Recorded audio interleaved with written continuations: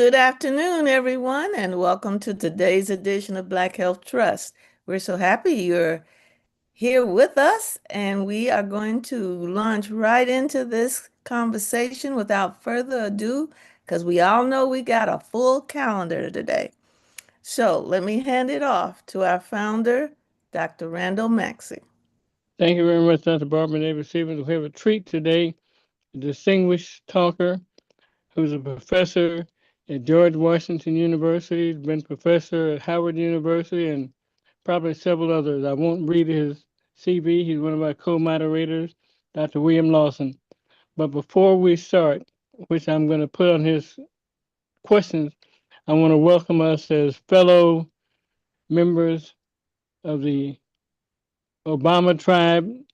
We're known as apes by certain people in Washington, D.C. So I want to express our solidarity because the Lion King was all about apes, right? Not lions. And so I'm a member of whatever tribe Obama's a member of. But There we were have no apes in the Lion King. no apes in Lion King. So he No, didn't know what he was saying, did he? Does no. he ever? But anyway, whatever Obama is, I want to be one of them. But Amen. let me introduce with no further ado the distinguished professor, Dr. William Lawson, MD, PhD. Dr. Lawson?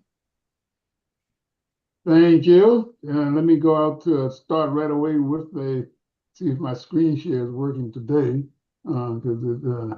Simon can do it for you.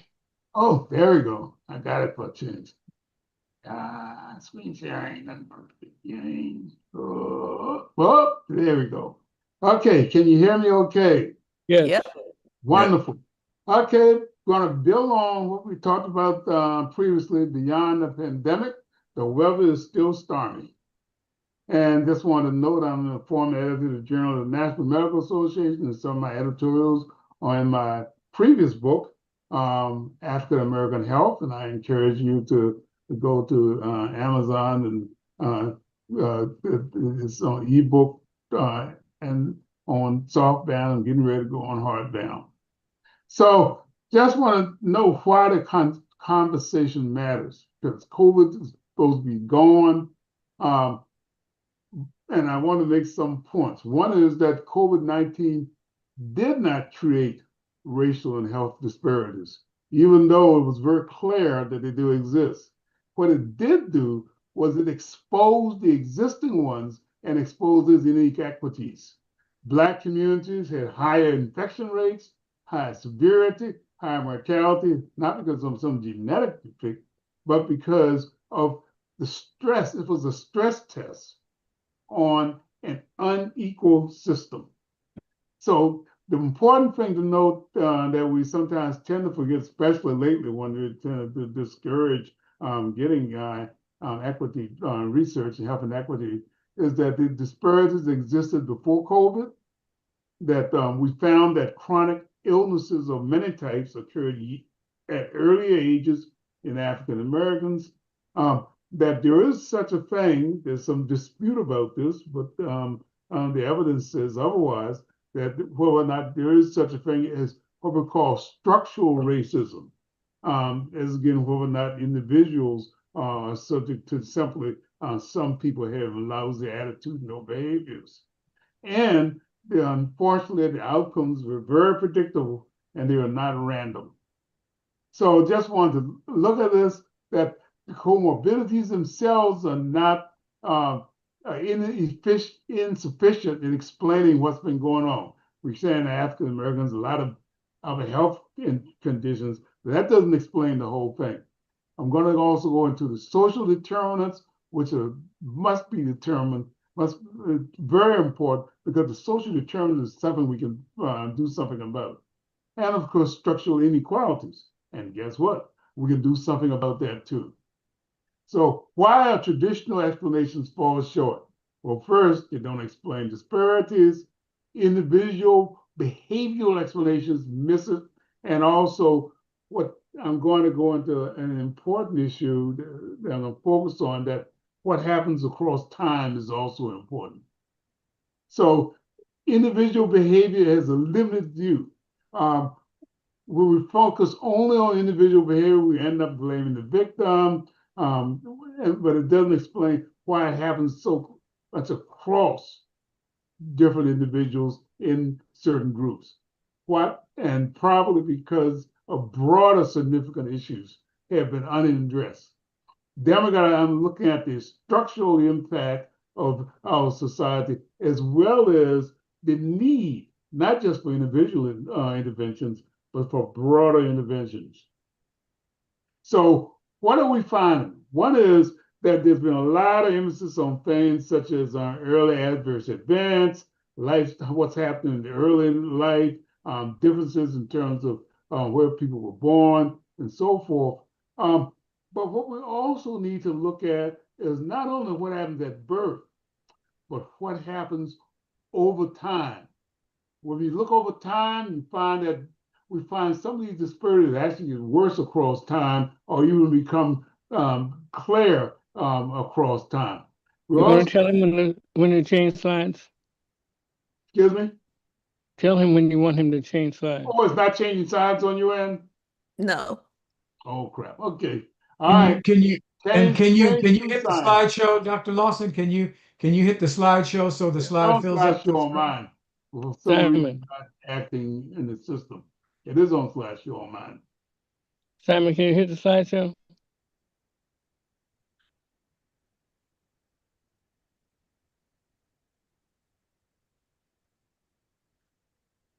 So let's see.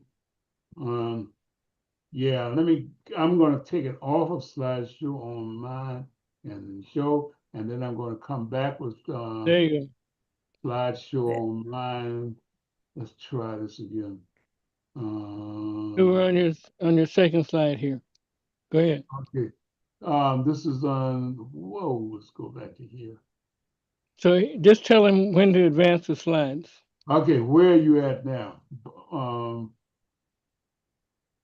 Point 1. Point 1 is my face. Point 2 is the editor. I think we're on about slide number 4 or 5. Okay. Point 1, COVID did not create the disparities. Right. Right. Okay, so right now I'm going to point 5.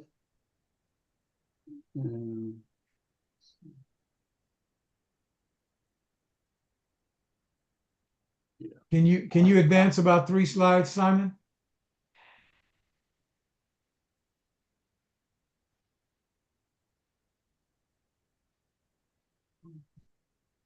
I think we're about here, Dr. Lawson. Right. So are you looking at comorbidities and racial disparities? We're looking at tracking health disparities over time. Right. Beautiful, beautiful, beautiful.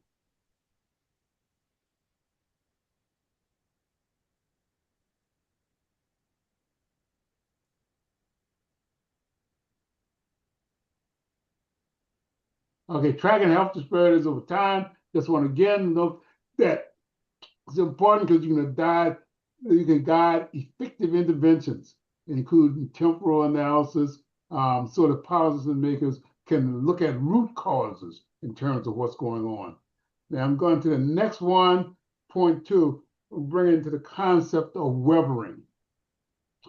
What is weathering? It's a premature biological aging from chronic stress. And I really became appreciative of it when I was working with the substance abuse program. And they kept talking about how young I was, even though I knew that I was 10 to about 20 years older than many of the folks there. I said, what's going on?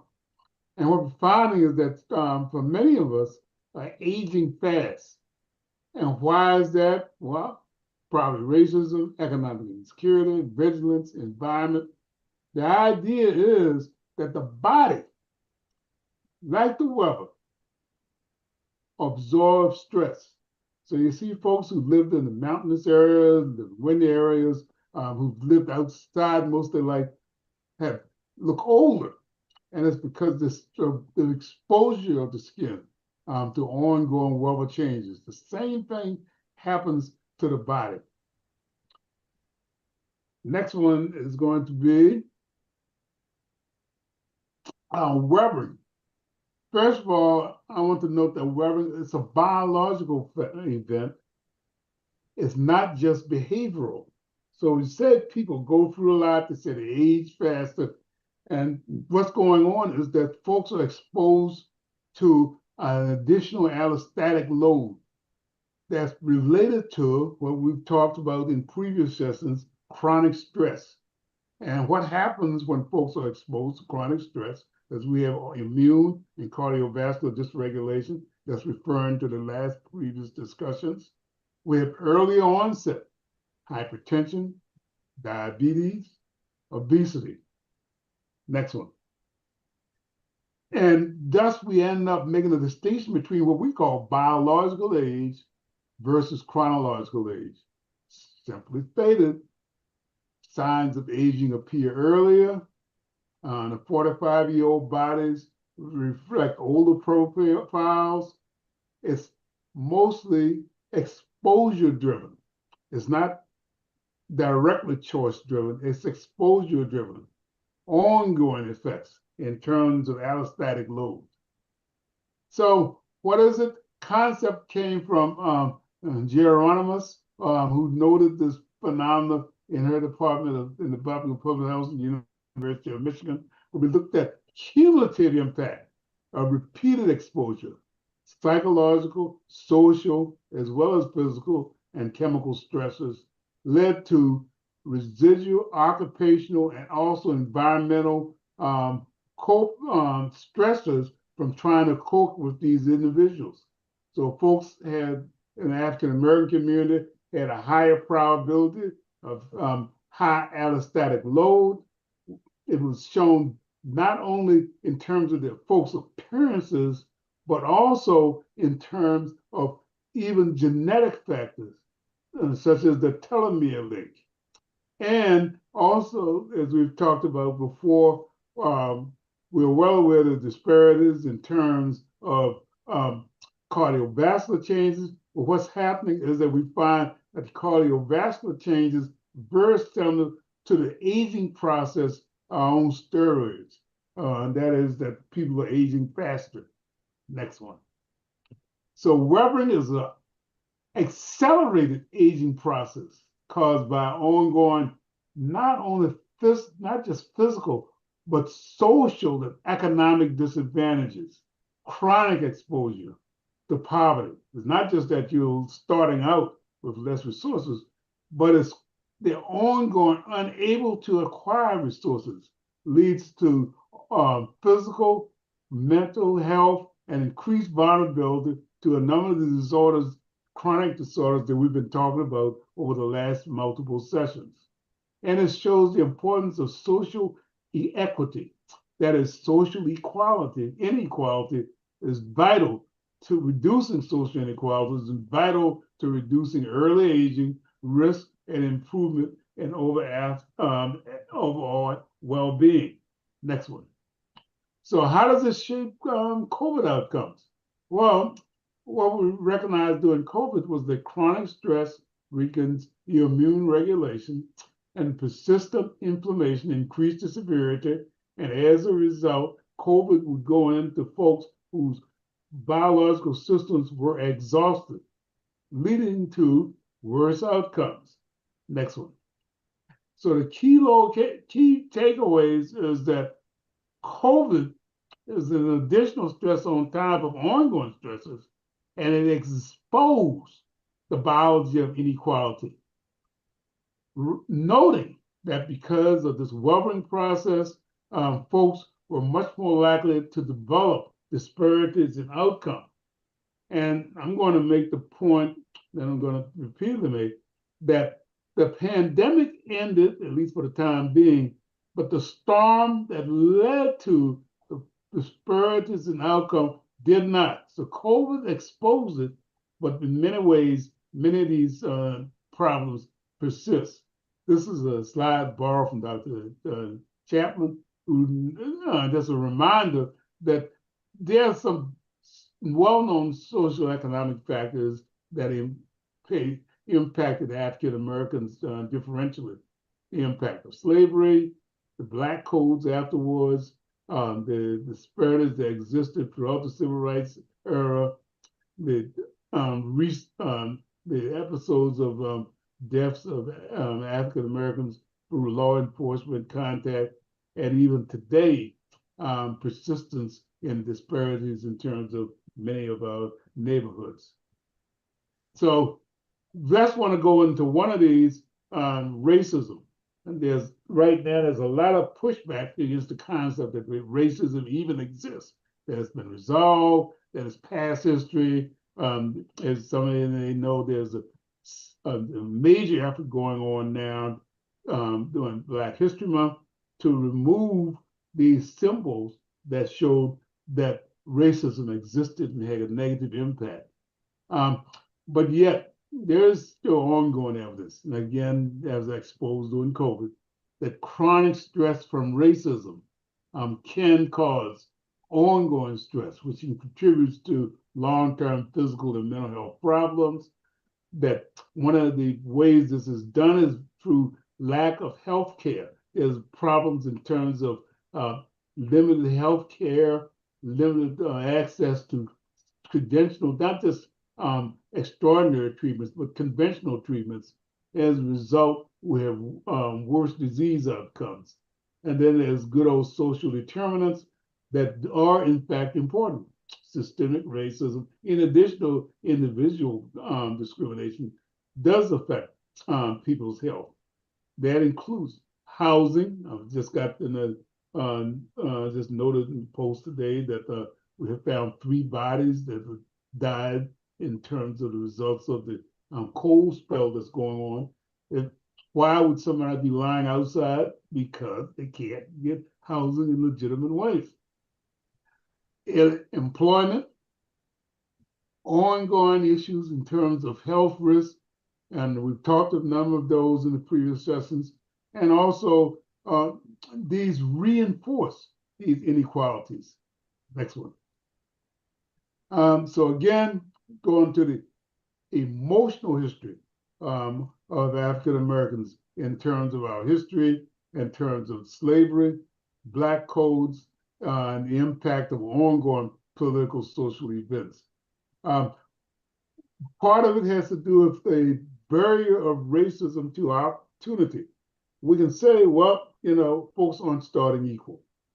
Different people chance to have limited outcomes. But what racism is done on a barrier towards opportunity, but it's an ongoing factor. Again, this is where we talk about the issue of time, not just something that happened in the past and pull you up the bootstraps and you catch up. Folks can't catch up because of restricted access to housing, obstacles to education and employment, as well as what we now recognize again as the cycle of poverty. That is, that even though your parents may not have had the money, you've made it up in a socioeconomic status, and your generation is doing well. What we find is that we still have ongoing issues lead down because of the unequal education, access, low income, lack of access to the whole AI technology, limited social advancement. All this creates ongoing generational barriers towards opportunity. Next one. Now, what kind of impact does racism have on stress itself? Well, unfortunately, we find a good deal of documentation that racism does in fact is a contributor to stress. One is the psychological effect. People who are under psychological stress, and this is an excellent work that's been done at Howard University by people such as Jules Sorrell, shows that it can impact mental health. The work I also mentioned in terms of the Webering effect. That is the African American women, the shorter telomere, and the fact that they've aged faster, and it's directly related to the perceived participation in terms of unfortunately differential achievement, differential opportunities.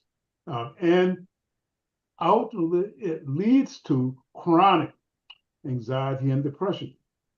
Then, as we know, right after COVID, the anxiety and depression rates in African American communities increase. Then there's physiological risks, as we've talked about, elevated blood pressure, people who are in areas in which they're not exposed to recidivism and so forth do not have as much elevated blood pressure. And well, not as visible as there's a weakened immune system, so that the disease-fighting properties of the body simply not what it should be. And then the good news is that support systems can reverse or at least ameliorate these kinds of factors. The bad news is that unfortunately, these factors that increase caused by stress aren't always accessible. Next one, please. Part of it has to do with even recognizing such factors as racism. And one of them is this phenomenon, one of my colleagues discovered, called understanding, and we talked some of this last time, implicit bias. What is implicit bias? We recognize that there are a lot of behaviors that folks demonstrate cross-racially that are, quotes, unconscious. Their attitudes, stereotypes, and say unconscious. Another way to say it is that if you look at it objectively, it's hard to see these phenomena, but they're very visible to the recipient of them that impact decisions and actions without awareness. There's the impact on behavior. These biases can be subconscious, above our behavioral threshold, affecting groups in ways that we may not perceive it. Interestingly enough, some of you know the video of on the show of Obama and the Obama's being presented as apes. They're saying that it's just something from out the Lion King. It's not really a sign of bias. It's just a sign of political dislike. But in fact, we know historically that African Americans have always been presented as subhuman. And so there's these kinds of signals that reflect this kind of inhumanity of African Americans. And then there's the importance of awareness. Part of implicit bias is that you can deal with it when folks are aware, but if folks aren't aware or are willfully don't want to know, it still persists and has an impact. And we also want to talk about the concept of microaggressions related to the same thing. That is, these are subtle prejudicial behavior. Person may have some implicit biases, or they may have knowingly involved in terms of expression beliefs that are subtle but not very dramatic. That tell the person that sure, we'd love for you to come to this restaurant, but we let you to come in because you're special. You know, you're really not as good as everyone else. That hidden prejudices and biases that toward marginalized groups. They're hard to identify. Not only they're hard to identify, so because they're hard to identify, often you can't get legal action or other kinds of ways to get societal change, but they have an impact. The person who's consistently, overwhelmingly getting signals every day at their work that they're inferior, not as good as everyone, does have, in fact, contribute to an environment that leads to less inclusiveness and forthcoming. Next one. One of these has been exposed to this concept of trauma and post-traumatic stress disorder. Many of us are aware of combat shock of folks that are put in combat situations. They have physiological and psychological changes that include problems with flashback memories, avoidant behavior, heightened on anxiety, of which we now know impacts psychological symptoms, causes actual brain changes that have kept persisting effects in terms of one's life. Next one. So, and we found that when you look at, again, this is a study that was done at Howard, replicated at Columbia University and Emory, showing that when we look in terms of a primary care clinic, more than half of the people there in the primary care clinic had post-traumatic stress disorder or major depression or both. Often the folks that had these experiences weren't aware they were having it. Providers weren't always aware. So the ongoing consequences of the environment that structural racism had its deleterious effects across time without interruption. Next one. Next one we have is not only do we have increase of post-traumatic stress disorder, there's also the issue of depression and even what we call major depression. And what we know is that major depression increases the risk of chronic disease, creates ongoing sleep problems, weaken the immune system. Yeah, if you're chronically depressed, you're more likely to get sick. Also, worsening physical well-being. Treatment of depression does in fact create much better outcomes. Untreated depression, untreated post-traumatic disorder, untreated anxiety leads to shortened lifespan and increased risk for a number of disorders, including diabetes and cardiovascular disease. Next one. Then ongoing, what we often forget is that now these individuals sometimes will act on it if they have constantly getting signals that the inferior are not as good as everyone else, helpless in their life, start seeing risks of suicide. And recently, we've seen a marked increase in terms of suicide rate among African-American men that we suspect is related to stigma, lack of mental health, is systemic inequalities. Good news is we think it can be prevented. The bad news is that you got to know that that the risk is there. Next one. And also it ties in not only with risk to self, but risk to others. And what we find is that not only victims and perpetrators of suicide are at increased risk of themselves previously suffered from depression and mental health disorders. So addressing these kinds of mental health issues actually can do something significantly in terms of reducing the homicide rate, just as well as improving interdiction and punitive measures. Next one.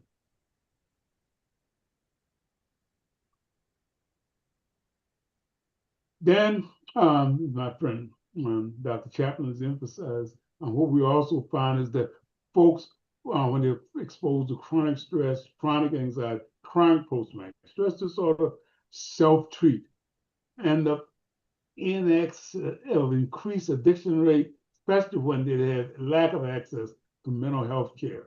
That many of what we've talked about, many of these risk factors can be addressed if treatment is available. Otherwise, folks do what they can. And unfortunately, sometimes their own self-treatment in terms of use of drugs of abuse creates bad problems worse. Next one.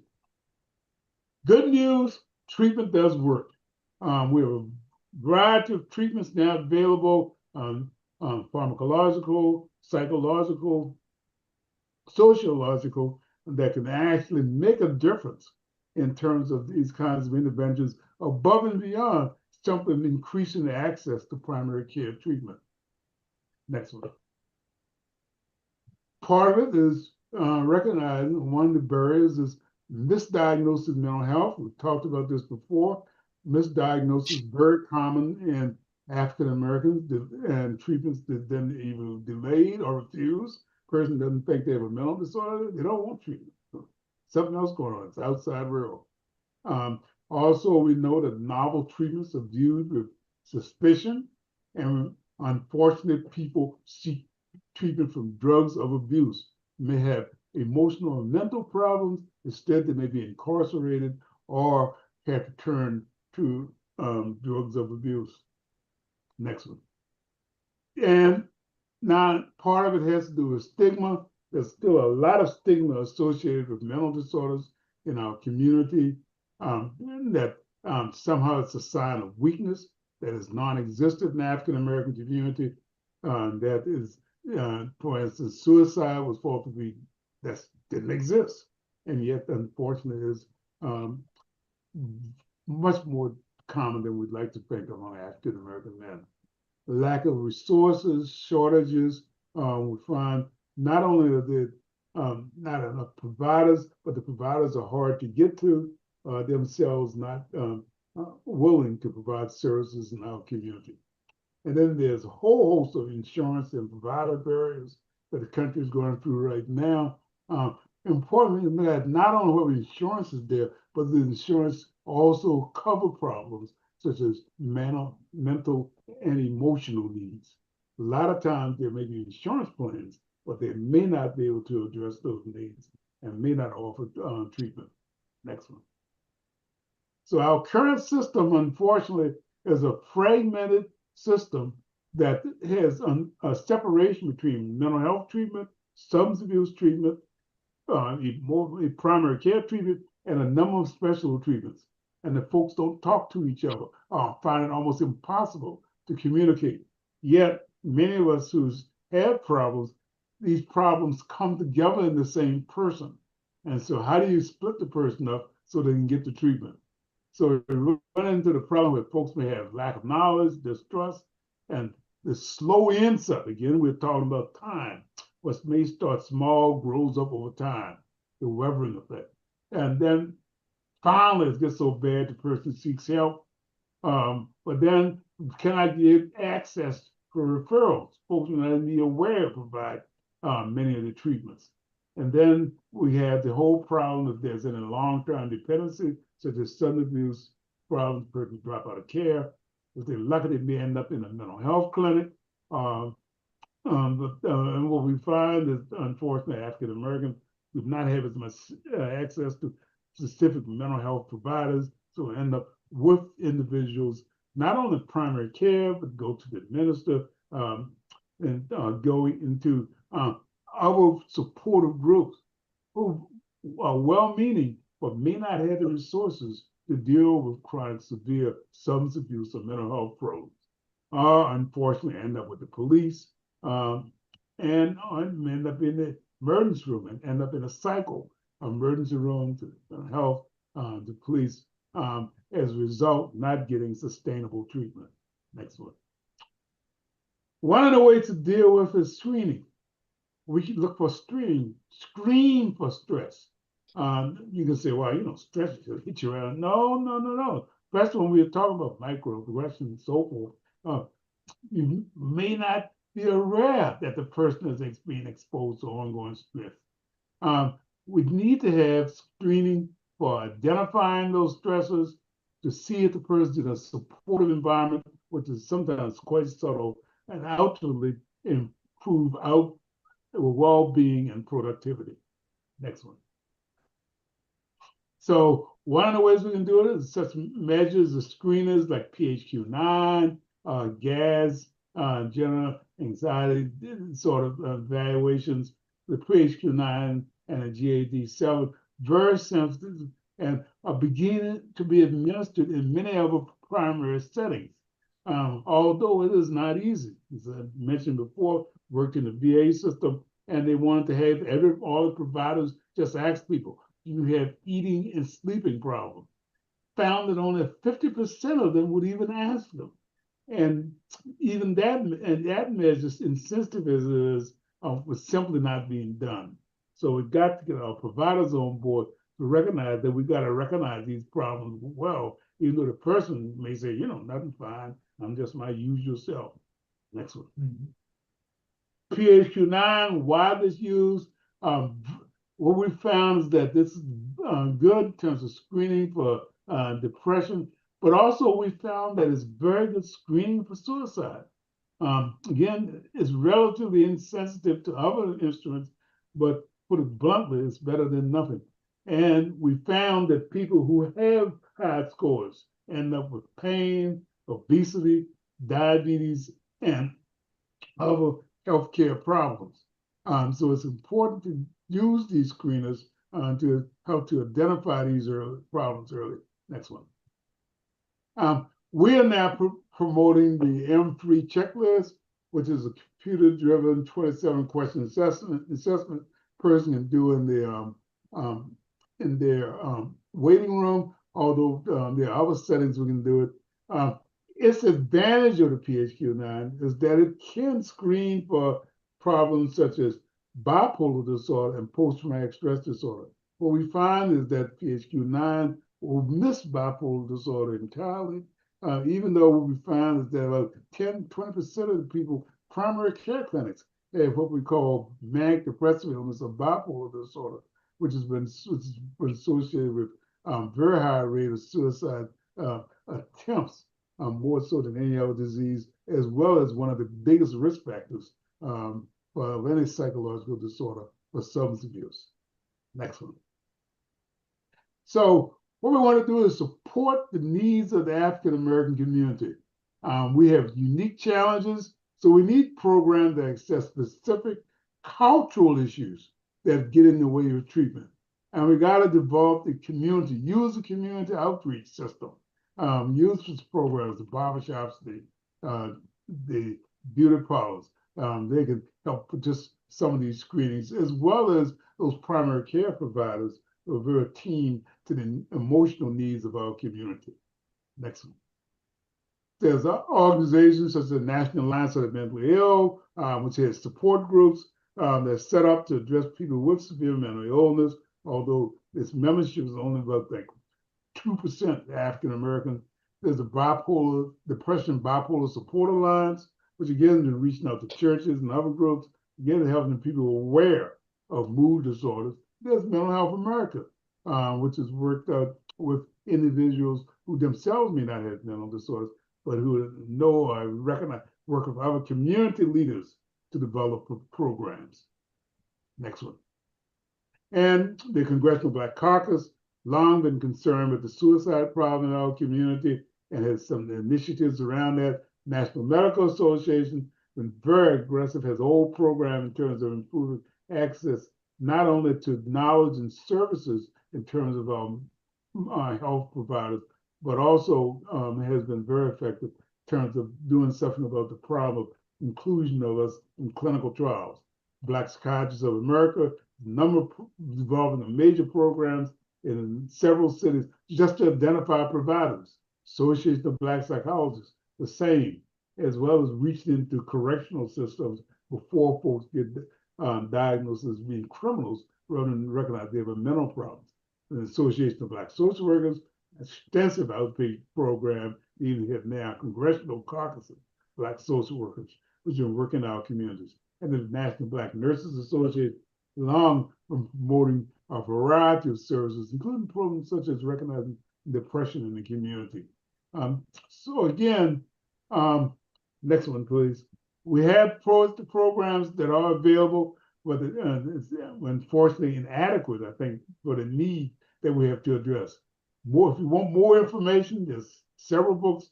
One I did on cross-cultural psychiatry, talks about pharmacotherapy. Excellent chapter that excellent book where I have a chapter in terms of mental health racism that's recently out. And again, I'm unabashed about promoting my other book, Beyond the Pandemic, that talks about these issues as well. My books, Beyond the Pandemic, Cross-Cultural Psychiatry, and African American Health, all available on Amazon, and I'm doing what I can to make it more available to the community.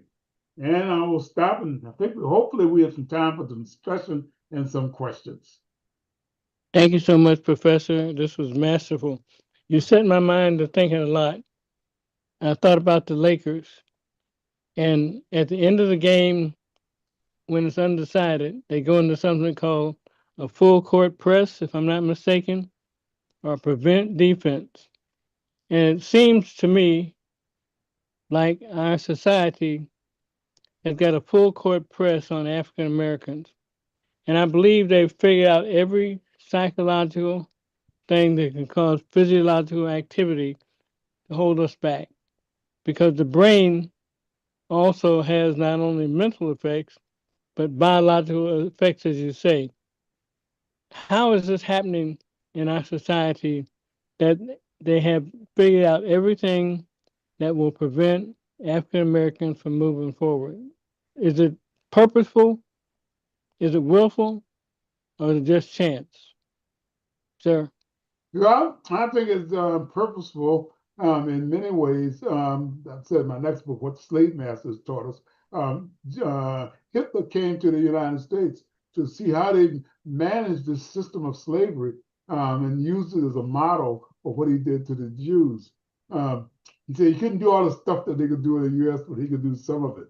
We had a system that was set up from the origin of this country, in which we had people put in situations so they have limited access to care, but at the same time became, I won't say cannon fodder, but became a resource so that the country, they saw it, could gain wealth without having to put out any resources. So we had, for this country for a long time, that unpaid labor. And not only was it unpaid, but uncompensated and did not require care. When slavery ended, many of those elements continued. The idea that African Americans did not need mental health treatment, that we were immune to stress, that what we need to be kept in control, not told that there are alternatives, i.e. the slave Bible, which took those sections of the Bible out there that promote spiritual awareness and so forth, and a larger society that's designed so that African Americans are systematically excluded from treatment on the guise that it will keep the country healthy and wealthier. Unfortunately, the consequence is that our community itself is suffering substantially in terms of underutilized services. We put out a lot in terms of the community, in terms of work and in terms of resources, but we don't get a return on the dollar that we should in terms of what we contribute to this country. Dr. Barbara Davis Stevens? Thank you so much, Dr. Lawson. As you were going through a lot of the material, of course, I was, and it was focused on adults. Of course, I was thinking about the younger generation. And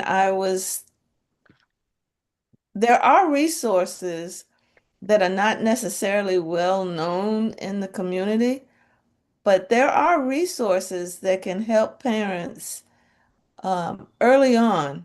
When I say early, I mean before 12 months, that if they feel that if they have the knowledge or have had the experience with other young children and have the sense that something is not quite right and needs to be checked out, I want to put a plug in for a group that people don't know about, which is the subspecialty developmental pediatricians or developmental pediatrics. They are not very numerous, but if you want to reach out to developmental pediatricians, there are sources that can tell you about them. And I would like to encourage families to seek this out and pursue it, because if you pick it up early, you have a much greater chance of making an impact on the situation. Thank you. Dr. Ivan Wilkes? Thank you, Dr. Maxey. Thank you, Dr. Lawson. Always, as Dr. Maxey said, masterful. And I want to take your comment about stigma and move it forward to what Dr. Neighbor Stevens just raised with us. We have all different kinds of stigma in our community, and one that I think cross connects with the mental health area and the stress area is special education. I remember coming up and you did not want your kids in special ed. It was, it's bad. Oh, no, you're not gonna put my kid in special ed. My kid needs to be in the gifted program. Well, the special ed can be the gifted program because it comes with gifts. It comes with a lot of resources that can help. And I think that I've spent a lot of time watching um, some communities where they're trying to get their kids in special ed for all the resources that can be there. And then many people in the communities that look like me, look like us, we're trying to keep our kids out of special ed and getting mad. So I think there are many kinds of understandings that we need to track. And you raising this, Dr. Lawson, about how the way that we allow the world to continue to just guide us this way and guide us that way, and it's not helping us. So I appreciate you raising the issues that you raised, and then also increasing our understanding of how I'm okay. I just feel a little stressed. Well, you're not okay feeling a little stressed for a long period of time. That's not good. So thank you for that. And I just want to add about special ed. It was interesting when I first came to DC, a sort of statistics, autism did not exist in the African American community. I said, now, how is that possible? Do we have some genetic thing that we don't get autistic? Then I went back to a rural community, autism did not exist. But what we have were kids that we considered attached. There are other kinds of things and we put them in shop and so forth. And these were stigmatized kids and no possibility of achievement later. Now autism is being recognized as what it is. Folks like Einstein, and I was believed to have some spectrum as well. The point is that there's a lot of diversity in terms of ways in which people express themselves, in terms of their emotional needs and so forth. And if we look at any differences as somehow bad, evil, let's get rid of it, we may miss other kinds of significant talents that many of our folks have in our communities. Dr. Walks just gave me another one of my great ideas, Dr. Walks. And based on this talk today, and my thought that this is community, we need to have community defiance and community defense. The five of us, starting with Dr. Barbara Davis Stevens, Dr. Walks, you, Dr. Hines, myself, should write a book. And that book should be Individual and Community Self-Defense Against Racism. We've covered, for the past 5 years, we've covered all the ways we individually, as well as group-wise, need to cover ourselves physically and spiritually and mentally. I think we ought to write that book. Anything in the chat, Dr. Neighbor Stevens?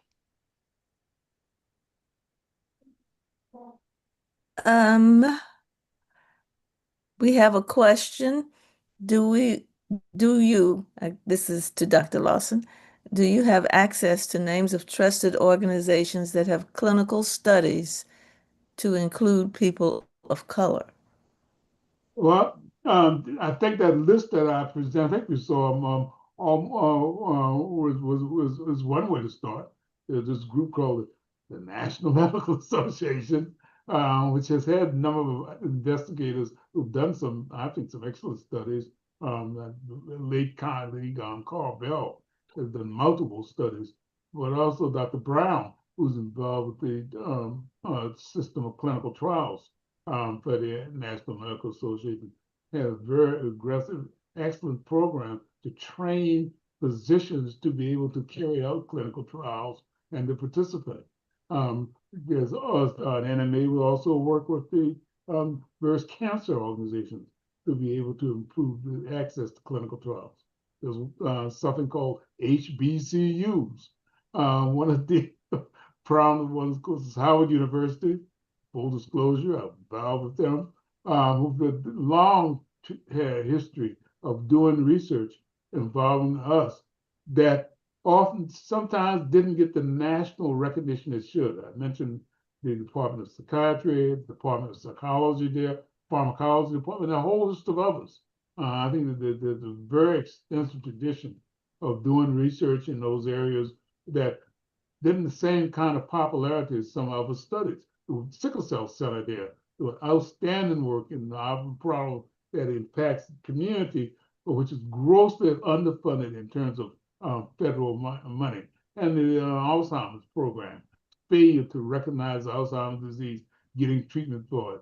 Also, and the other organizations I've mentioned, also the Association of Black Psychologists, so the Black Psychiatrists of America, both of them are actively involved in terms of programs to be able to reach out for the community. Dr. Higgins at Black Psychiatrists of America, trying to develop an improved network in terms of awareness of mental health providers around the country, as well as developing programs that develop for appropriate treatment. They didn't even go into the multiple community programs developing around barbershops, developing around beauty parlors that's trying to provide mental health treatment in our communities. And a number of churches, our local church, National Council for Leadership Capacity, a group of 10 churches in the DC area that actively involved in terms of a number of programs, including the effort to screen for cognitive impairment, and also making people aware of some of the different health problems we have. So we have a number of, in fact, we have a lot of programs. The problem is getting the community aware of working in concert and getting many of these programs adequate funding so they can make an impact. Because if they don't do that, then they disappear because they can't get any money. Thank you so much. Anything else in the chat, Dr. Neighbor-Stevens? Another comment? No questions. Okay, we're at the top of the hour. I want to thank our co-moderators and our speaker, especially today. Dr. Lawson has some final words for us. Well, Dr. Maxey, Dr. Lawson, Juliana Taylor put a hand up just a moment ago. Let's recognize her. Thank you, Dr. Walks. Good afternoon, everyone. Good afternoon. Good afternoon. I just wanted to mention that I am part of on the Community Outreach Committee for the Delaware Valley Association of Black Psychologists, which is one of many chapters of the Association of Black Psychologists here in Philadelphia.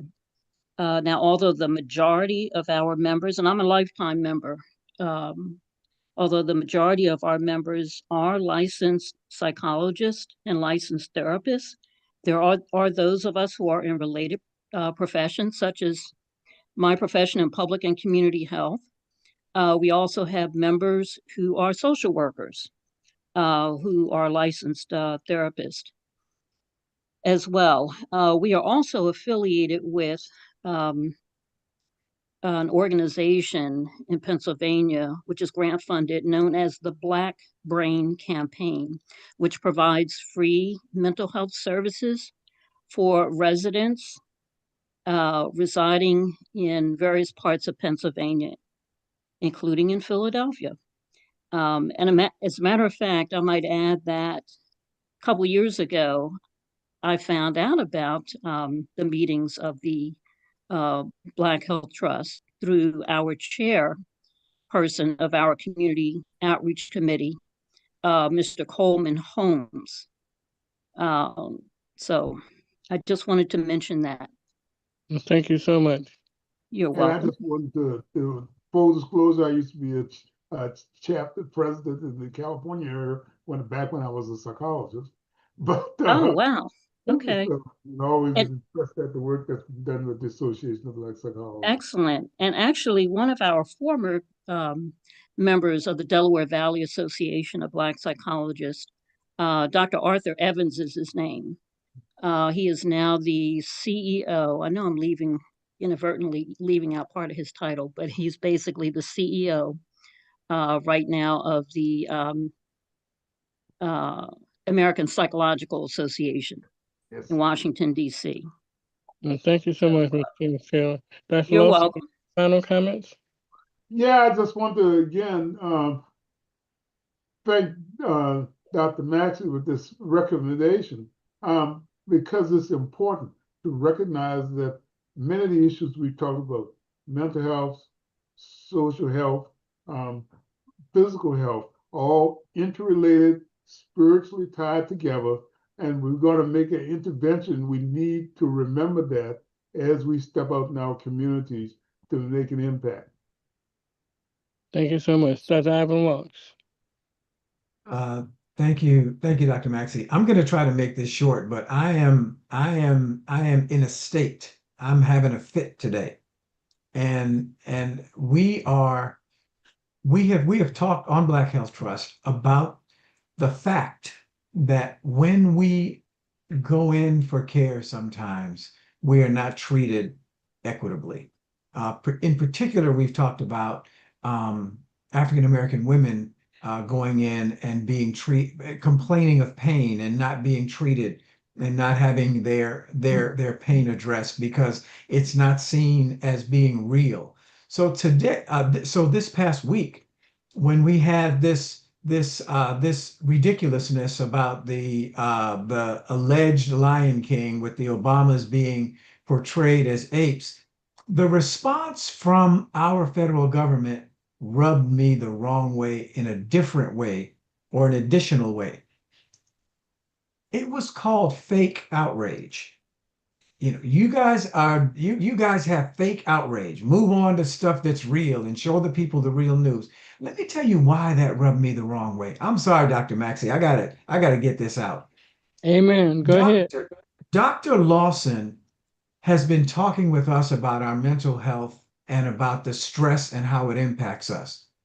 There is nothing worse than being dismissed. It's a step beyond disrespect when you're dismissed. And outrage is something that we feel. Outrage is something that when I get outraged, it matters to me. And if you are going to say that I shouldn't be outraged, that's one thing. But if you say that I'm displaying fake outrage, like I'm pretending, like you don't recognize my feelings, and so my feelings don't matter, I get to a different level. I get to SAT words like apoplectic. And I am absolutely apoplectic about the fact that we can be legitimately outraged about something horrifically racist that goes all the way back to how we are viewed as subhuman. And somebody gets up there and says, oh, that's fake outrage. No, it's not fake outrage. It's absolute real outrage. You are not going to dismiss the way I feel because Dr. Lawson has told me that if I allow you to dismiss the way I feel, if I allow you to treat me like I'm subhuman, if I live with that stress quietly, it's going to kill me. So I'm speaking out. I'm sorry, Dr. Maxey. Fake outrage got me this week. I'm sorry. So in church today, they said, I said what I said. And you're saying what you said, and most of us agree with you. You said what you said. And we all say what we said. Dr. Barbara Naven-Stevens. I was thinking the other day, not triggered necessarily by that episode, but several others, just as they keep coming down the pike. I was thinking to myself that we cannot allow a numbness to spread over us. And the thing that is, for me, the most frustrating is not being able to figure out what to do about it. And when I say what that I'm referring to is the issues that keep coming down the pipe.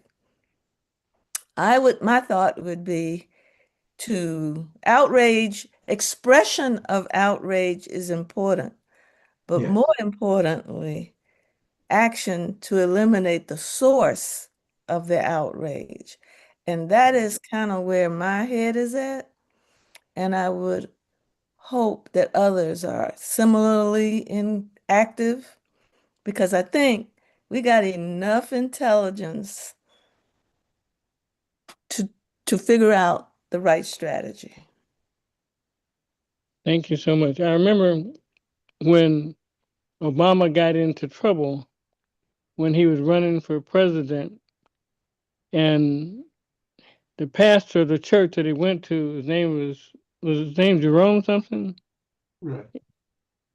Anyway, he had made some statements based upon biblical evidence of what the government was doing at the time. And everybody got up in arms that Jerome. Obama himself was being racist and Obama shouldn't run for president, going to that church, he had to quit. Anyway, the thing is, I think it is time for, as Dr. Walsh said, collective, demonstrable outrage about being dismissed. It is not fake.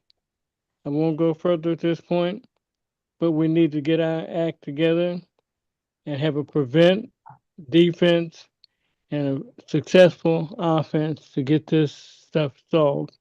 Thank you, everybody, for joining us on Sunday. I'm going to ask one other thing. Simon, do you want to have a quick word?